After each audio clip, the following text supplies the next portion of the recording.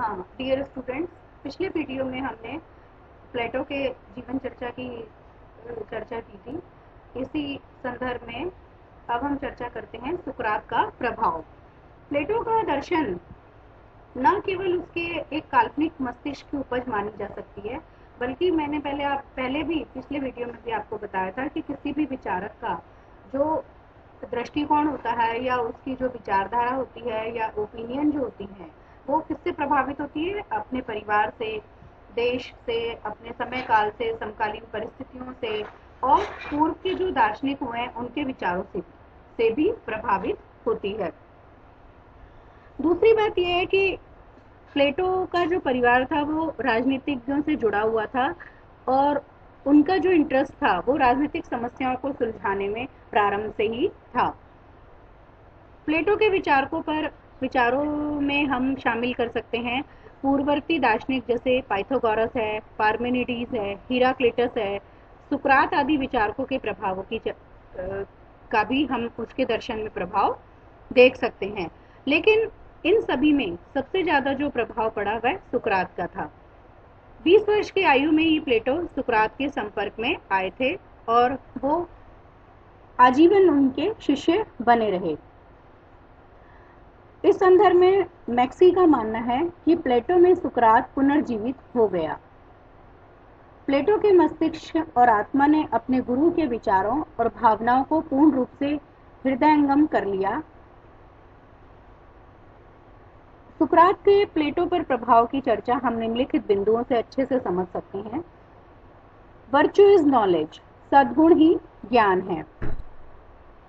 प्लेटो की जो पुस्तक रिपब्लिक है उसका जो मूल विचार है वो है सद्गुण ही ज्ञान है, और ये विचार प्लेटो ने सुकरात से ग्रहण किया था। सुकरात के अनुसार सद्गुण और ज्ञान एक ही सिक्के के दो पहलू हैं। उनका मानना है कि ज्ञान सत्य की अनुभूति होती है और अगर हम सत्य को अपने आचरण में नहीं लाएंगे तो हमें ज्ञान की अनुभूति नहीं हो सकती है। अगर फिर भी हमें ज्ञान मिल गया तो वह ज्ञान निरर्थक और निष्फल होता है। मेयर ने कहा था, यदि हम ज्ञान और आचरण को एक माने तभी एक स्थायी मापदंड बना सकते हैं। जिस ज्ञान का आचरण के साथ कोई संबंध नहीं है, जो ज्ञान केवल ज्ञान के लिए संपादित किया जाता है, वह ज्ञान निरर्थक होता है। ज्ञान सिर्फ एक सूचनाओं का संकलन मात्र ही नहीं है, इसका मनुष्य के चरित्र निर्माण के साथ भी गहरा संबंध होता है। ज्ञान बुद्धि के माध्यम से संपूर्ण व्यक्तित्व को प्रभावित करता है, मनुष्य की इच्छा शक्ति और भावनाओं का निर्माण करता है। ज्ञान के द्वारा ही मनुष्य में साहस, संयम, न्याय के गुणों की उत्पत्ति हो सकती है। वही व्यक्ति साहसी बन सकता है जो भय और निर्भीक हो। प्लेटो की जो पुस्तक का मूल सार जो है वो यही है रिपब्लिक का, कि सद्गुण ही ज्ञान है और जो सुकरात की सबसे बड़ी देन है। अर्थात क्या हुआ कि ऐसा नहीं है कि अगर किसी व्यक्ति ज्ञानी है तो वो बहुत ज्यादा महान हो गया। अगर उसका चरित्र अच्छा नहीं है तो उसका ज्ञान धीरे धीरे थोड़े दिनों में डिके होता चला जाएगा। तो सद्गुण मतलब कि ज्ञान के साथ साथ आपकी स्वभाव में विनम्रता होना भी बहुत ज्यादा जरूरी है। सद्गुण का स्वरूप क्या है? सुकरात की तरह प्लेटो का भी मानना था कि प्रत्येक वस्तु की भलाई या उत्कृष्टता इस बात में होती है कि वह गुण जिसके कारण ये उसका जन्म हुआ है वो होना आवश्यक है। मतलब कि उत्कृष्टता जो शब्द यहाँ पर प्रयोग किया गया है सद्गुण के लिए, वो एक यूनानी शब्द है एरेटी, ARETE, एरेटी। उसका हिंदी अर्थ है, जैसे कि सभी जानते हैं कि चाकू का गुण होता है काटना, और वो अपना गुण करेगा जो उसका गुण है, लेकिन ये डिपेंड करता है कि चाकू से आप क्या करते हो। किसी का मर्डर कर देते हो या कोई चीज जो काम की है उसको काटते हो। तो ठीक इसी प्रकार से कोई भी जो मनुष्य होता है वो उसमें अच्छाई और बुराई दोनों तरह की गुण होते हैं, अवगुण भी होते हैं। लेकिन ये हो सकता है कि वह मनुष्य दूसरे मनुष्य के लिए क्या बिहेव करता है। जैसे कि कोई व्यक्ति अच्छा या बुरा चित्रकार हो सकता है, मूर्तिकार हो सकता है, डॉक्टर या वकील हो सकता है, किंतु अच्छा वही व्यक्ति होगा जो दूसरों को भी अच्छा बनाने वाले उसमें जो गुण होंगे वो विद्यमान होंगे। सुकरात की तरह ही प्लेटो ये मानता था कि प्रत्येक व्यक्ति में, जो कि एक अच्छा व्यक्ति होने के लिए उसमें विवेक होना चाहिए, साहस होना चाहिए, संयम होना चाहिए और न्याय, इन 4 गुणों का होना उसमें आवश्यक है।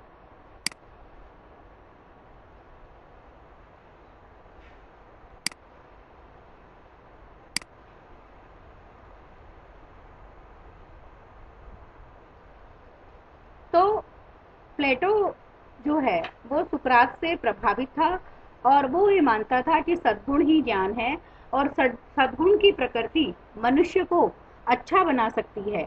और वो अच्छा, उसकी ये डेफिनेशन है कि वह उसमें संयम होना चाहिए, साहस होना चाहिए, विवेक और न्याय के गुण होने चाहिए। प्लेटो ने भी सुकरात की तरह माना कि राजनीति एक कला है। कोई भी व्यक्ति, चाहे वो डॉक्टर हो या मूर्तिकार हो या संगीतकार हो, हर व्यक्ति जिस प्रकार से ये लोग अब कंप्लीट नहीं होते अपने शासन में, अपने गुणों में, उसी तरह से कोई भी योग्य शासक भी नहीं बन सकता है। जैसा कि अगर कोई जनता को उसने बीमार रोगी के समान माना है और डॉक्टर को एक सामाजिक चिकित्सक की तरह, मतलब शासक को उसके एक सामाजिक चिकित्सक की तरह, तो उसका मतलब यह है कि आदर्श शासक को जनता की बीमारी ठीक करने के लिए सारी व्यवस्थाएं करनी होगी, चाहे उसको उसे कड़वी दवाई भी क्यों ना देनी पड़े।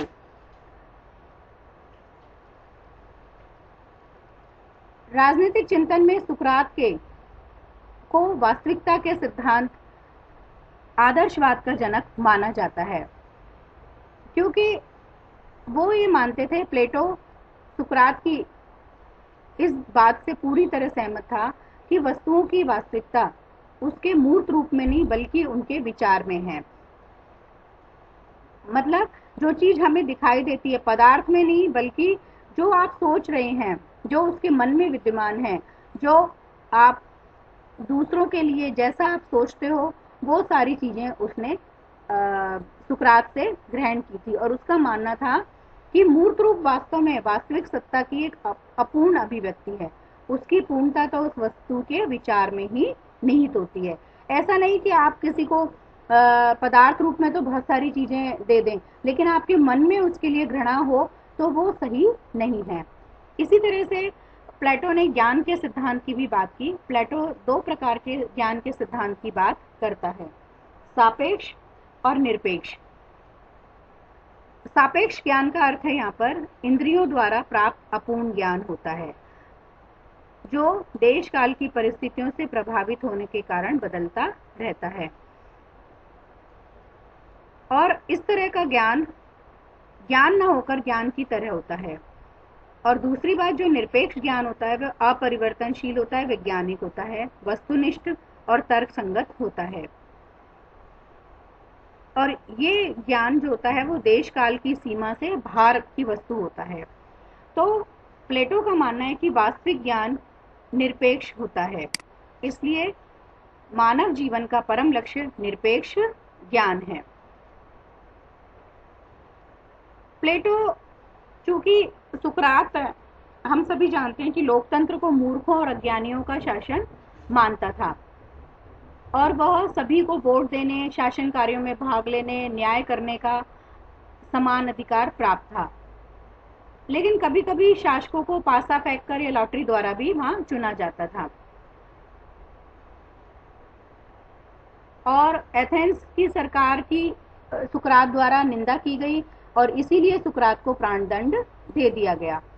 यही बात प्लेटो ने भी करी। प्लेटो को भी वहां पर एथेंस में लोकतंत्र में बुराइयां दिखी इसलिए भी उसने भी अपने लोकतंत्र की निंदा की और उसने लोकतंत्र की स्थान पर किसको महत्व दिया? दार्शनिक शासक की तानाशाही को प्लेटो ने अपना आइडियल बनाया। उसने अपने रिपब्लिक में भी उसने आदर्श राजा की, दार्शनिक शासक की चर्चा की है।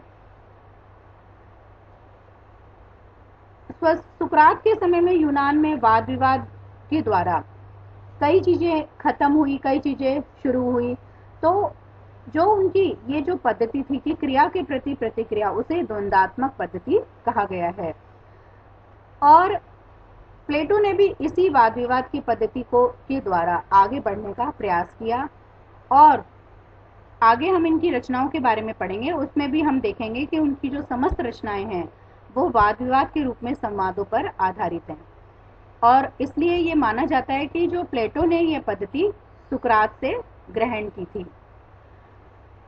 उपयुक्त विचारों का अध्ययन करने पर हमें पता चलता है कि सुकरात का प्लेटो पर प्रभाव पूरी तरह से स्पष्ट था। बर्नेट के शब्दों में कि प्लेटो का दर्शन सुकरात के ही ज्ञान के जीवाणुओं का वह विकास है जो प्लेटोनिक निष्कर्षों में रिपब्लिक में उद्भूत हुआ है। मैक्सी के शब्दों में प्लेटो के रूप में सुकरात ने फिर जन्म लिया, इस अर्थ में नहीं कि प्लेटो अपने गुरु की सच्ची नकल थी, वास्तव में इस अर्थ में कि प्लेटो के मस्तिष्क और आत्मा में अपने गुरु के विचारों और मान्यताओं को पूर्णतः से आत्मसात करने और उच्च बुद्धि कौशल से एक ऐसे सुकरात की रचना की जो एथेंस की गलियों में घूमने वाले सुकरात से उच्च था। प्लेटो द्वारा जो सुकरात की बातें थी उनको वो चमत्कारपूर्ण कहलाना और वो ये चाहते थे कि प्लेटो की रिपब्लिक में जो सुकरात के जो सिद्धांत उन्होंने ग्रहण किए, सद्गुण ही ज्ञान का सिद्धांत है, सत्य का सिद्धांत है, बहुत महत्वपूर्ण माने जाते हैं। आज भी हम ये मानते हैं कि मनुष्य को अच्छा बनने के लिए साहस, विवेक, संयम और न्याय, इन 4 गुणों का बहुत मनुष्यों में होना आवश्यक है और वह शासन को एक कला मानते थे और शासन का संचालन दार्शनिक राजा के हाथ में ही ठीक रहता है और इसलिए ये माना जाता है कि प्लेटो पर सुकरात का प्रभाव अमिट है और प्लेटो सुकरात का ऋणी है। Thank you so much.